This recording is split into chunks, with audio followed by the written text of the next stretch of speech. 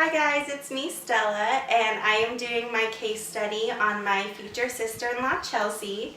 This is her. She is a student at Stan State as well.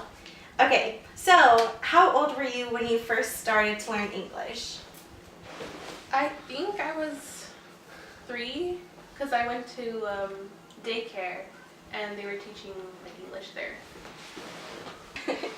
When you were learning English, did you have trouble making any words plural? Yeah, I think a couple were like the dog are playing is how I would say it instead of like the dogs are playing. When you were learning English, did you struggle with like the structure of the sentence in English? Yeah, I did because the first language I learned was Spanish, and in Spanish it's like the opposite. So when we were learning English, it was kind of difficult to flip it around because that wasn't how I originally had learned. How would you say that you were taught English when you went into school? Did they make you memorize vocabulary words, or did they have you listen to something and then you would repeat after them, that kind of thing? Yeah, well, they usually would just have the word and a picture, and they'd say it, and then you have to repeat it after them. In school, did you find yourself enjoying more tasks that involved using logic, or where you could be more creative? Definitely creative. I think even today I'm more creative than more logical. And then how do you think you learn best? Do you learn visually, auditorily, through reading or writing, or through kinesthetic, through movement? I think reading and writing, because usually in class when the professor talks or about the subject, it's easier for me to write it down and then memorize it that way. It's easier to have it to interpret it into my own words and write it down than to see it and just read it. In class, would you have an urge to answer a question, or do you stay more quiet and to yourself?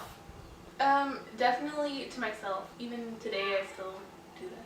So you would say that you're more of an introvert and just... Yeah, definitely. I feel it's difficult to speak out how you feel, so I just keep to myself. Okay, so when you make decisions, do you make your decisions based on logic or values? I think values. Okay. Do you rely on experiences and facts, or impressions and patterns? Definitely expressions and patterns. And when you go out, do you need plans, or are you kind of open to do whatever? I feel like I'm open to do whatever. Because if you're with your friends or your family or whoever you're with, it kind of just doing things with them, it doesn't really matter what you guys do as long as you do it together. Oh. Okay, so when you were learning English, were you willing to speak out, or were you afraid of being wrong and making mistakes and people kind of just making fun of you? I think at first I was okay with just speaking out, but if someone pointed it out that I was saying it wrong, then I'd be and not stop talking. So it kind of make you shut down. Yeah. That's tough. What motivated you the most to start learning and speaking English? I think because at school, everyone kind of speaks English, so you kind of want to talk to them. So it was just kind of just something you needed to learn because we're in the United States and they speak English. And so you could fit in with everyone. Yeah. And then what language would you say that you think in? For the most part, English. And sometimes in Spanish. But mostly English? Yeah. Cool.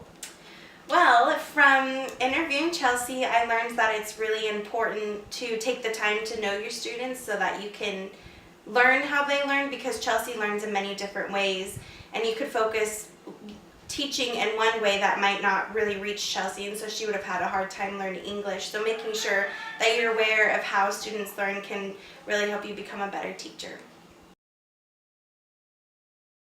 And when you were first learning English, did you have any trouble making words plural? Yeah. So, like, what's an example that you would do? Oh my Okay, you just want me to start by asking trouble making words plural? Yeah. Wait, get the answer first and then It's hard. You see that picture of the cat coughing? No. It's like that. It's like this is how little kids cough.